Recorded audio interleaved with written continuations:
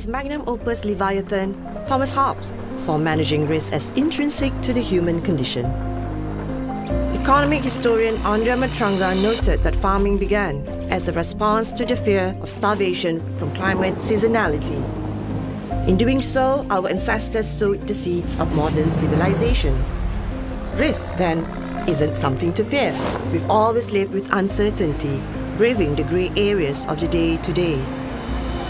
Like the ants in Aesop's fables, we endured hardship to adapt. We evolved, innovating, stabilizing, thriving.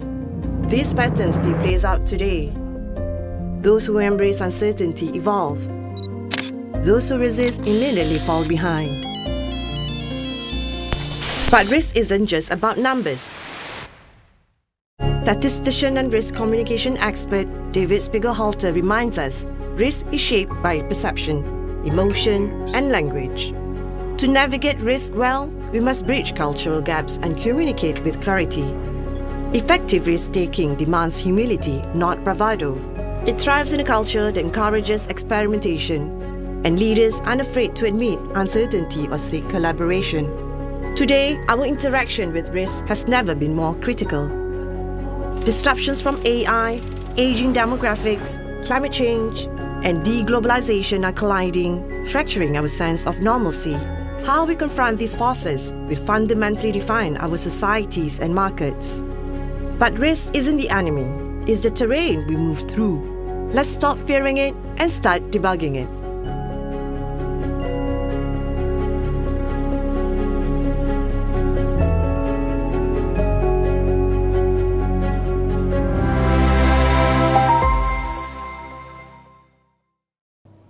Assalamualaikum, salam hormat, anda bersama saya Haris Ashraf Hasnan dalam Niaga Awal ni. Eksklusif kami bawakan sempena dengan Khazanah Megatrends Forum 2025 di mana Ashraf Awal ni sebahagian daripada media utama dan juga rakan media bagi penganjuran tahun ini. Okey, baik, kalau kita bercakap soal tak kala Malaysia sebenarnya melalui pelbagai ketidaktentuan, risiko yang perlu dilalui, banyak perkara yang perlu diteliti, dan antara perkara yang paling penting adalah bagaimana lanskap global yang dilihat semakin kompleks dan juga peranan pelaburan yang strategik, kepimpinan yang berwawasan. Ini antara perkara-perkara yang banyak dibincangkan untuk 2 hari bagi KMF ini. Penting untuk kita teliti, dan juga seiring dengan tema tahun ini, saya perlu berbual bersama dengan individu yang paling layak untuk bercerita dengan lebih lanjut berkenaan dengan terutamanya selain daripada KMF, termasuk juga meneroka kerangka A Nation That Creates. Bagaimana ini diterjemah melalui KMF, ini juga cukup penting. Dan hari ini saya berbesar hati bersama dengan Datuk Amirul Feisal Wan Zahir, Pengarah Urusan Khazanah Nasional Berhad. Datuk, how are you? Alhamdulillah. Semua okey for KMF tahun ni?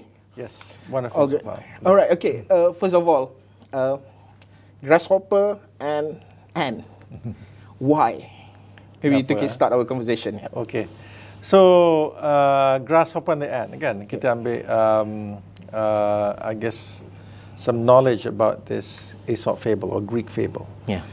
Now, during the summer, the grasshopper would start singing because you hear the grasshopper singing, and then during the and then at the same time, the ant is busy toiling and storing away food during the summer. So come winter, the fable says that, you know, come winter, the grasshopper, tiba-tiba, there's no more food. And that's why they seek help from the ant. And, you know, I need some food. So that is basically a story about how, when you look at society, actually, when you actually look at human, the human truth, all civilization, when you look at human truth, you know, it's always a balance between how do we balance between the pleasure of today and preparing for the future. Okay. So the pleasure of today is like the grasshopper, this basically singing, etc., and preparing for the future is about the ant. So we need to balance that. So that's why we use this theme to talk about how to manage risk and uncertainty in today's world. Yeah, debugging uncertainty. So how this actually reflect the current global and also national economic climate? Okay, I mean, right now, when you actually look, actually it's not just today, but you know what we've been seeing in the last few years. There's been a huge amount of volatility and uncertainty. We see geopolitics. We see supply chains being disrupted. We saw recently tariff negotiations, and that really reconfigured how trade works. So the current environment is very uncertain and risky. So how then do we actually move forward when you have so much uncertainty? And that's basically the topic for today. Throughout these 2 days, Datuk, in what ways do you see actually the lessons, I mean, from KMF 2025 and how it actually influencing how Malaysians prepare for economic volatility and also especially technological disruption? Yeah, you know, we had Professor Sir David Spiegelhalter speak this morning, and he talked about uncertainty and risk. And one of the things that I gained about that and the relevance of, I guess, Malaysia is the fact that actually what we are doing is it's impossible to know the future going forward. So what we should be preparing for is resilience. And we have to have the humility to know that there's actually many things that we don't know. And also the imagination of trying to see how we can actually do our best in order to prepare for this resilience. So kalau tengok, we learn from this, and I think for the country, it is making sure that we're strong, we are resilient, to be able to expect surprises. We expect surprises, but you be ready to accept them. Now, the other thing you talked about AI and technology, and again, there's so many changes with AI and its inflection point. And to be honest with you, we don't know how the world will look like fully as AI develops. So what do we need to as a nation? This is where we have to prepare our people to have the capacity to participate in building things, in coding, to understand platforms in terms of AI. We have to be in the mode of preparing. And that's the message that we're getting from KMF. During Prof. Sir David's session, I heard, he mentioned about how to change from unknown to known unknown. So basically, in context of Khazanah, how actually Khazanah approach the challenge of, especially in terms of maybe like balancing financial return with long-term nation building, especially in high-risk sectors. Okay, and you're right. I think when it's hard balance because we do have that dual mandate again. So and how we do it is we put in guardrails, making sure that we're disciplined in pursuing both. So, for example, in pursuing for financial returns, we do that through our investment portfolio. It is a set and defined portfolio with an objective for a certain amount of return. And of course, the teams have that understanding, and they try to achieve those returns. Then when it comes to nation building, we put in guardrails. This is why we have done an impact. We have done an impact, we have our development assets, and these investments go throughout the whole supply chain and try to support whether startups through our fund of funds, which is loan capital, mid-tier companies, or even semiconductor sectors. So this is what we do, and this is, I suppose, you mentioned about unknown, and then known unknown. So we're doing the second bit, which is the known unknown, where we're using imagination and helping to make sure that we are resilient to face the unknown unknown. Maybe in terms of a nation that creates ANTC, maybe you can share or as well explain how Khazanah's framework provides a roadmap for Malaysia to thrive amid a global uncertainty. Okay. First of all, let me take a step back and explain to you why we think about this nation that creates, right? And the reason why it's important is because when you actually look at most of the advanced nations, right, there's something to show for in terms of the economy. I was actually speaking to some professors in the KMF, and we talked about Japan as an example, and this will be a session about Japan. And at the end of the day, it's not, when they start manufacturing something, it's not really doing away with manufacturing going straight to services, but looking at how can you go up the value chain. So these are countries that seek to do that, always looking at how to do that. In fact, if you look at the US, they had been strong in manufacturing, and now they're at a stage where they do a lot of design services, but the manufacturing was outsourced to the rest of the world. And now you see the current administration is trying to bring back. Yep. So this concept of creating is absolutely necessary. And if you look at, I guess, the philosophy that we have as far as the country, you know, we want to make sure that the country, you know, starts building things, starts innovating, starts creating something which you can say is actually created and built by Malaysians. It's not really outsourced to our shores to assemble and manufacture and to be taken out. It's something that we have homegrown innovation ourselves. And that is basically, I guess, a framework that we have, and we do it through Dana Impact, where we try to help companies to more innovate. Our investments in the big GLCs, for example, we're telling them, look, do something, because going forward, you're going to have the need for increased living wage. You're going to have more competition around the world. So what are you doing to increase productivity and using technology and innovating, then call something your own? Yeah.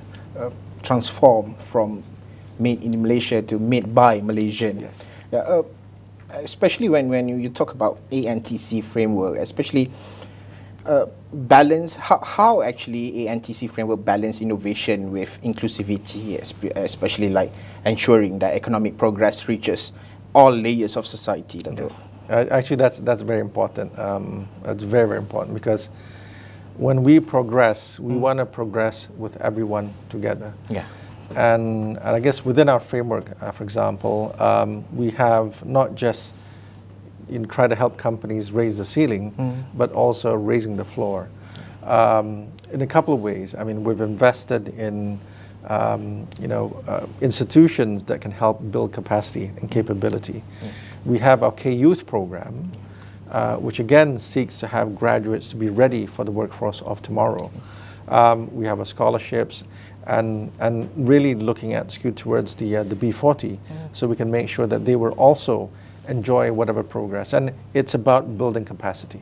We need to, and by the way, I think, and I'm not biased, even though I'm Malaysian, I'm not biased, but Malaysians are resilient, and Malaysians has the raw ingredients. We just need to give the peluang, the opportunity. Yeah, peluang tu penting sebenarnya, especially kalau kita cakap soal sumber manusia, young generation untuk for the next, for our future.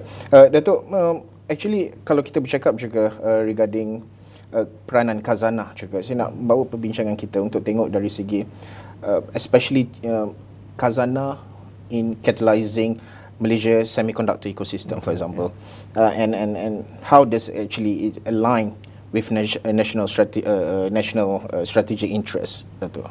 Terima kasih. So semiconductor is actually quite unique, sebab Malaysia ni oleh kerana I guess pelaburan daripada 70-an lagi, we're part of the global supply chain for semiconductors. But what we are finding is, it's becoming more complex. We have chips getting smaller and smaller. We've got GPUs being more difficult. But the whole system around, nanochips or even GPUs becomes more complex. And when we start assembling, it's not just assembling it as a whole. It basically requires a bit more technology and innovation, advanced packaging. So as a country, we have to continue to innovate and go, and basically stay to catch up, not to catch up, but to stay relevant. Now, how we have been doing it is we already have very strong players. So we partner locals. We partner locals in terms of creating funds. So those who are closer to the ground will be able to help some of the companies themselves in order to move up the value chain.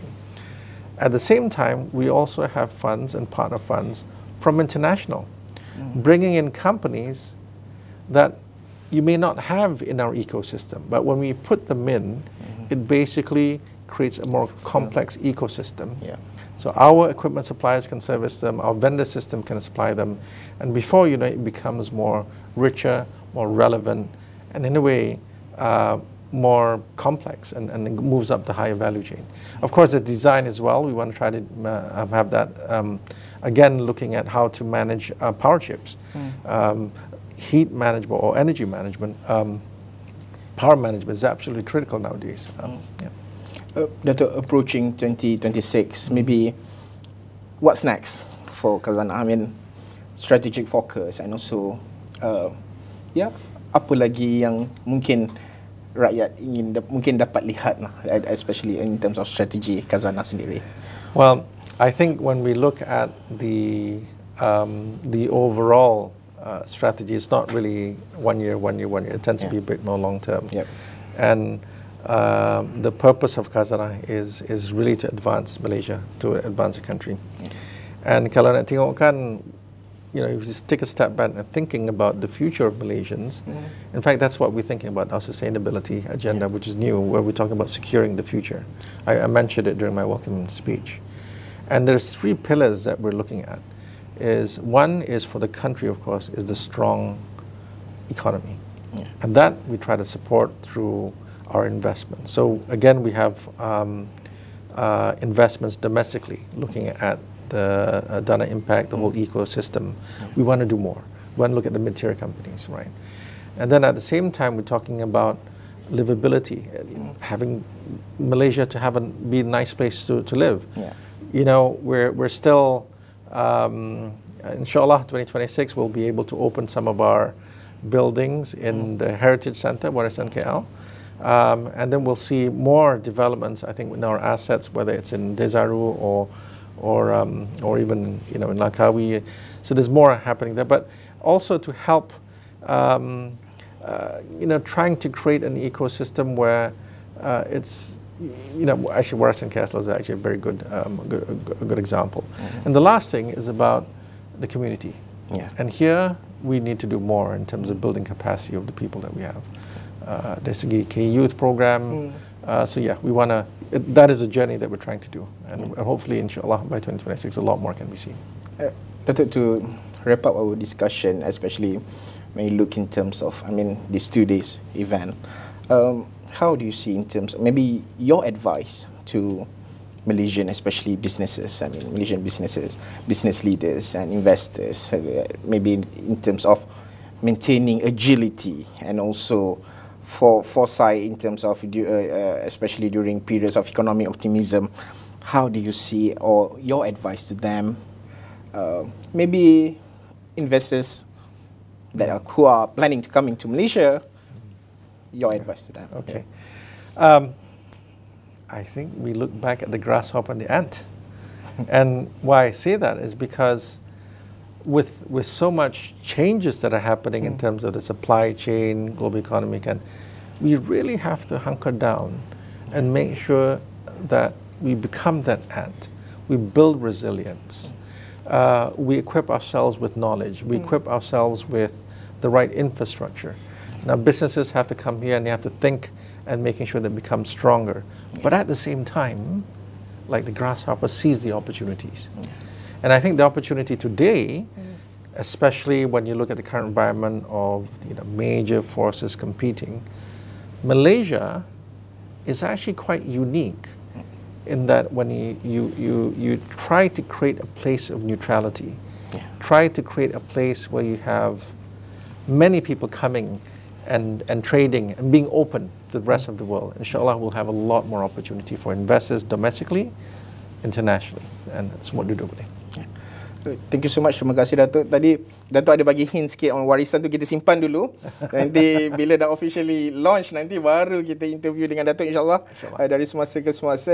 Terima kasih sekali lagi Datuk Amirul Feisal Wan Zahir, Pengarah Urusan Khazanah Nasional Berhad, berkongsi aspirasi dan juga bagaimana beliau melihat dari segi strategik pelaburannya dan juga masa hadapan dan bagaimana kesediaan yang perlu diletakkan oleh bukan sahaja rakyat Malaysia secara teramai, tapi bagaimana pemain-pemain industri, business players perlu bersedia menghadapi segala ketidaktentuan dan bagaimana perlu melaluinya dengan perancangan-perancangan yang teliti dan sebagainya. Baik, terima kasih sekali lagi Datuk. InsyaAllah kita akan terus bersiaran dari semasa ke semasa. Sekian sahaja perkongsian Niaga Awani sempena dengan Khazanah Megatrends Forum 2035. Kita jumpa lagi.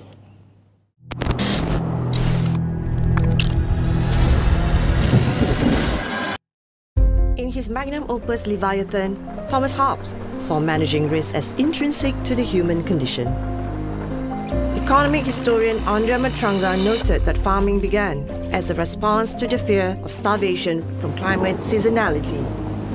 In doing so, our ancestors sowed the seeds of modern civilization. Risk, then, isn't something to fear. We've always lived with uncertainty, braving the grey areas of the day-to-day. Like the ants in Aesop's fables, we endured hardship to adapt. We evolved, innovating, stabilizing, thriving. These patterns still plays out today. Those who embrace uncertainty evolve. Those who resist immediately fall behind. But risk isn't just about numbers. Statistician and risk communication expert David Spiegelhalter reminds us, risk is shaped by perception, emotion, and language. To navigate risk well, we must bridge cultural gaps and communicate with clarity. Effective risk-taking demands humility, not bravado. It thrives in a culture that encourages experimentation, and leaders aren't afraid to admit uncertainty or seek collaboration. Today, our interaction with risk has never been more critical. Disruptions from AI, aging demographics, climate change, and deglobalization are colliding, fracturing our sense of normalcy. How we confront these forces will fundamentally define our societies and markets. But risk isn't the enemy, it's the terrain we move through. Let's stop fearing it and start debugging it.